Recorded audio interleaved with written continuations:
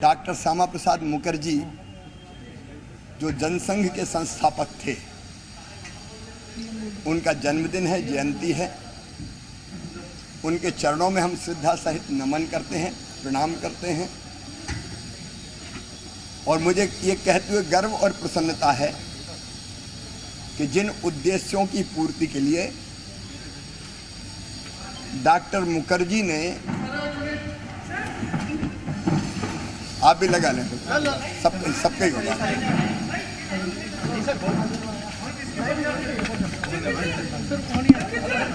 फिर से करते हैं।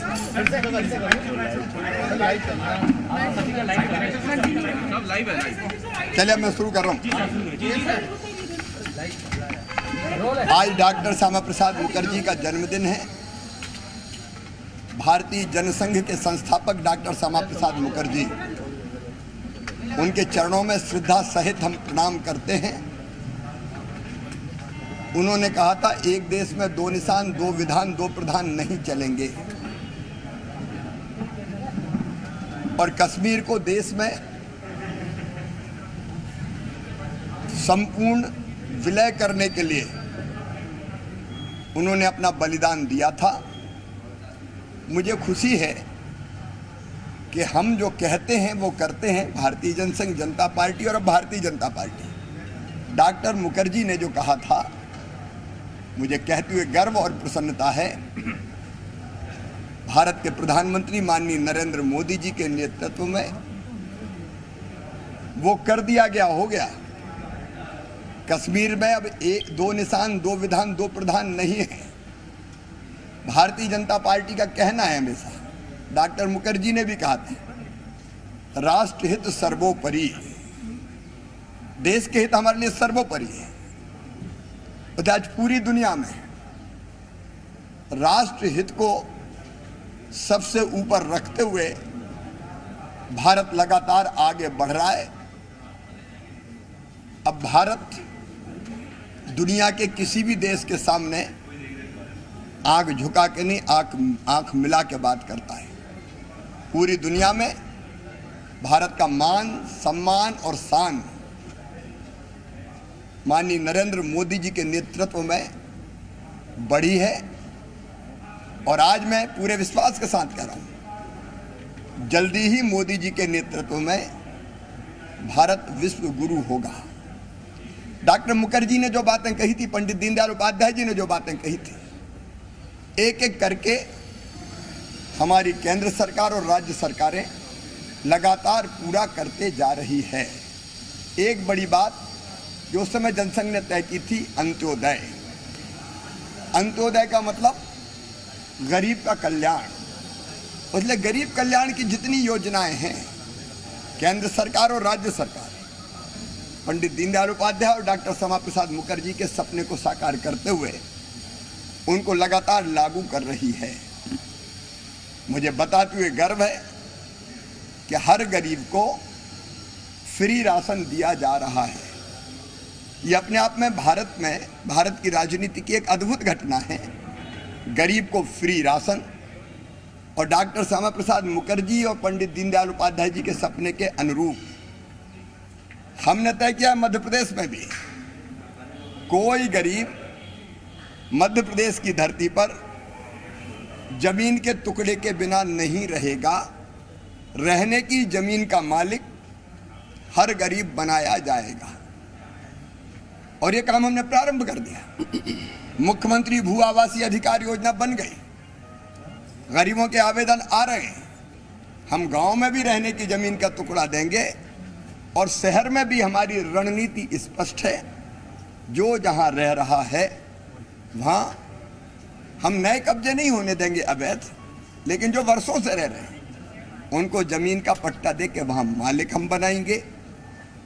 शहरों में मकान मिल जाए, इसलिए दोनों तरह की चीजें, एक मल्टी बनाकर भी पक्का मकान उसको देंगे और दूसरे वो जहाँ रह रहा है पट्टा दे के, पैसे दे के उसका घर वहीं बनवाने का काम करेंगे। गरीब का ये सपना कि मेरा एक छोटा सा मकान हो, ये भारतीय जनता पार्टी की सरकार पूरा कर रही है। प्रधानमंत्री मोदी जी के आशीर्वाद से और राज्य सरकार की योजनाओं से हम इस काम को कर रहे हैं।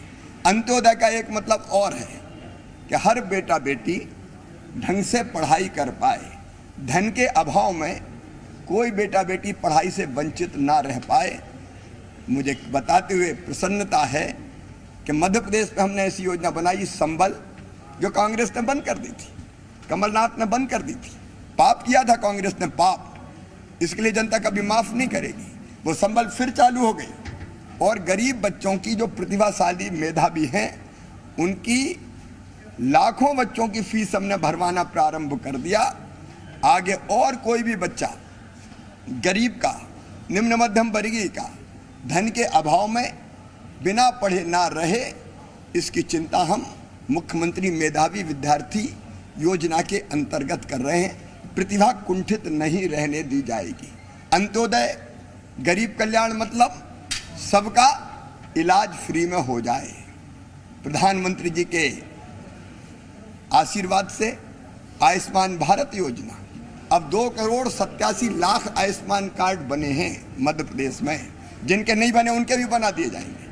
संबल में जिनके नाम नहीं जुड़े हैं उनके नाम जोड़े जाएंगे, क्योंकि कई नाम काट दिए थे कांग्रेस ने, कमलनाथ जी ने, तो वो नाम भी हम जोड़ने का काम कर रहे हैं। ये गरीब कल्याण का काम है और इसलिए मुख्यमंत्री स्वेच्छानुदान और आयुष्मान भारत योजना के अंतर्गत सबका इलाज, उज्ज्वला रसोई गैस कनेक्शन से लेके हमारा एक संकल्प और है, सबको रोजगार, क्योंकि अंततः गरीब कल्याण होगा रोजगार से। इसलिए पीएम स्ट्रीट वेंडर योजना, सीएम स्ट्रीट वेंडर योजना के अंतर्गत लगातार रोजगार देने का काम जारी है और हर महीने हमारा संकल्प है हम 2 लाख लोगों को रोजगार देंगे, जिसमें गरीब भी होगा और जिसमें नौजवान भी मुख्यमंत्री युवा उद्यमी योजना के अंतर्गत होंगे।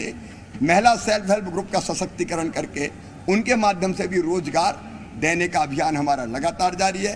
बेटी की शादी फिर से प्रारंभ कर दी गई है, कांग्रेस ने छला था बेटियों को, और कन्यादान के साथ साथ तीर्थ दर्शन जैसी योजना भी हमने प्रारंभ कर दी है। ये वास्तव में अंत्योदय है, गरीब कल्याण है, जो पंडित दीनदयाल उपाध्याय और श्यामा प्रसाद मुखर्जी जी ने कहा था, और इसलिए उनके सपनों को जमीन पे साकार करके, जमीन पे नीचे उतार के सबका कल्याण करने का काम भारतीय जनता पार्टी की सरकार कर रही है। शहरों का सुनियोजित विकास, संपूर्ण विकास, शुद्ध पीने का पानी, रहने का आवास, रोजगार की व्यवस्था और अधोसंरचना निर्माण के काम वो हम लगातार कर रहे हैं। यही डॉक्टर श्यामा प्रसाद मुखर्जी ने कहा था और वो सपने हम लगातार पूरा करने का काम कर रहे हैं। 133 निकाय पर वोटिंग चल रही है, 133 एवरेस्ट पर चढ़ा तो जाता पर घर नहीं बनाया जाता। इस बार क्या स्थिति सर देख रहे हैं? पिछली बार शिखर पर थे 16-0 नगर निगम और कहते हैं कि एवरेस्ट पर चढ़ा तो जाता है पर घर नहीं बनते सर वहाँ पर। भारतीय जनता पार्टी जो लोग सोचते नहीं है, जनता के आशीर्वाद से करके दिखाती है और शिखर पे थे पर अब भी शिखर पे होंगे। शिखर हम कोई अभिमान के कारण नहीं कह रहे, सेवा के कारण, जनता की सेवा करने के लिए हम लोग नगर निगम और नगर पालिका, नगर पंचायत में भारतीय जनता पार्टी जीते ये प्रयत्न कर रहे हैं, क्योंकि संपूर्ण विकास तभी संभव है जब भारतीय जनता पार्टी के मेयर नगर निगम में होंगे, पार्षद जीतेंगे, नगर पालिका और नगर पंचायत में हमारे पार्षद जीत के अध्यक्ष बनाएंगे। नहीं, कांग्रेस तो केवल तबाह और बर्बाद करने का काम करती है और इसलिए जनता की सेवा के लिए, प्रदेश के विकास के लिए शिखर का मतलब अहंकार नहीं है, शिखर का मतलब सेवा है। हम शिखर पर रहेंगे। 133 निकाय वोटिंग चल रही, कई जगह लंबी लंबी कतार, आपने तो हर सीट को प्रचार के जरिए नापा। नहीं तो ये तो जनता की जागरूकता है कि बरसात के मौसम में भी लोग निकल पड़े हैं लोकतंत्र के उत्सव में भाग लेने के लिए और सही नगर सरकार चुनने के लिए। मुझे पूरा विश्वास है सही नगर सरकार चुनी जाएगी और भारतीय जनता पार्टी शानदार सफलता प्राप्त करेगी। अब वो हार की भूमिका तैयार करना शुरू कर देते हैं। अब बताइए, कमलनाथ भ्रष्टाचार की बात करते हैं, उनको लज्जा नहीं आती? जिनने वल्लभ भवन को दलालों का अड्डा बना दिया था, वहाँ नेता नहीं घुस पाते थे, ठेकेदार घुसते थे और क्या क्या सेटिंग होती थी पूरा प्रदेश जानता है। वो आजकल भ्रष्टाचार की बात कर रहे, जनता उन पे कैसे भरोसा करे? निगम पे कब्जा करने हम कब्जा नहीं कर रहे, हम तो कमलनाथ कह रहे हैं कि हम कब्जा करेंगे, हम जीतेंगे। वो कब्जा इसलिए करते हैं कि उनको वहां से कुछ निकालना है। हम तो सेवा के लिए विनम्रता से जनता से ये कह रहे हैं कि भाजपा के सेवक चुने ताकि हम ईमानदारी से भ्रष्टाचार रहित स्वच्छ प्रशासन भी दे पाए, शहरों का ठीक ढंग से विकास भी कर पाए, गरीबों का कल्याण भी कर पाए, व्यवसाय और उद्योग भी बढ़ा पाए, नए नए रोजगार के अवसर सृजित करें। अरे भारतीय जनता पार्टी लड़ती है, क्या रहने वाला है? भारतीय जनता पार्टी सब सीटें जीतेगी। धन्यवाद। ठीक है।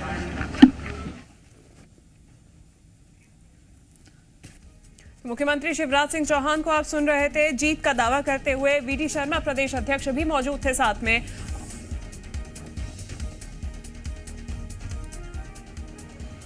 प्रदेश के अंदर जो मतदान हो रहा है, उस मतदान का जो उत्साह और उमंग जो दिखाई देती है, माननीय प्रधानमंत्री नरेंद्र मोदी जी और मध्य प्रदेश के हमारे मुख्यमंत्री माननीय शिवराज सिंह चौहान के विकास के प्रति जनता का अथाह जो विश्वास है, आज उस विश्वास के लिए और इस मध्य प्रदेश के विकास के लिए जनता वोट कर रही है। मैं सभी जनता से, मध्य प्रदेश के सभी नागरिकों से घनघोर बरसात लेकर के हर प्रकार की परेशानियों के बावजूद जिस प्रकार से जनता मैदान में उतरी है और ये वोट जो विकास के लिए है, मैं सबसे अपील करता हूं कि अपना मतदान करके और हम ज़्यादा से ज़्यादा मतदान करा करके मध्य प्रदेश के अंदर हम इतिहास बनाएं। इसी अपील के साथ जनता जनार्दन आज मैदान में उतरी है। सर इस बार जो है परिवारवाद, वंशवाद और विधायकों के परिवार के टिकट नहीं दिए, आम कार्यकर्ता को टिकट दिया। देखिए, भारतीय जनता पार्टी ने इस देश के अंदर माननीय प्रधानमंत्री जी के नेतृत्व में, माननीय राष्ट्रीय अध्यक्ष जी ने हैदराबाद की बैठक में कहा कि इस देश के अंदर परिवारवाद पर विकासवाद भारी है और ये विकास ही एक रास्ता है इस देश के अंदर। परिवार इस देश को नहीं चलाएंगे।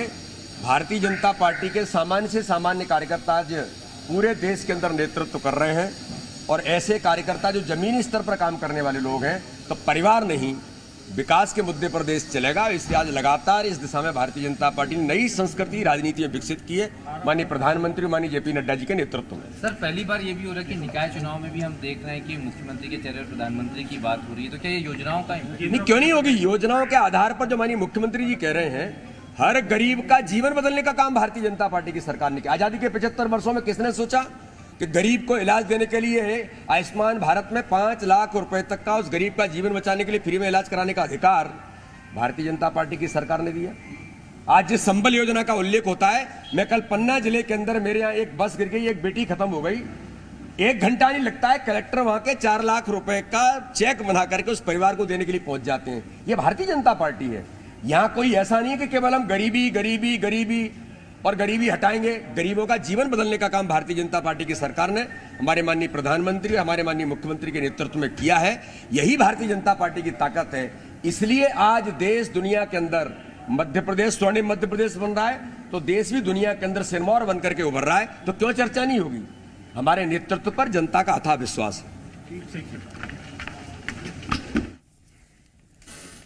तो प्रदेश अध्यक्ष वीडी शर्मा को आपने सुना, प्रदेश के मुखिया शिवराज सिंह चौहान को आपने सुना।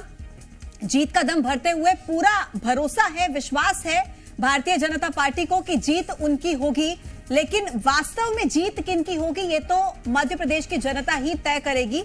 सुबह 7 बजे से लगातार वोटिंग जारी है, शाम को 5 बजे तक ये वोटिंग चलेगी। और आपको ये भी बता दें कि लगातार 3 घंटे बीत जाने के बाद हम जो देख रहे हैं, मतदाताओं की संख्या में लगातार इजाफा हो रहा है। मतदाता मतदान केंद्रों पर पहुंच रहे हैं वोटिंग करने के लिए। उम्मीद यही है कि लगातार इसी तरीके से बढ़ते हुए आगे मतदान केंद्रों पर मतदाताओं की संख्या में इजाफा होगा और मतदान केंद्रों पर मतदाताओं की संख्या लगातार बढ़ती चली जाएगी। शिवा।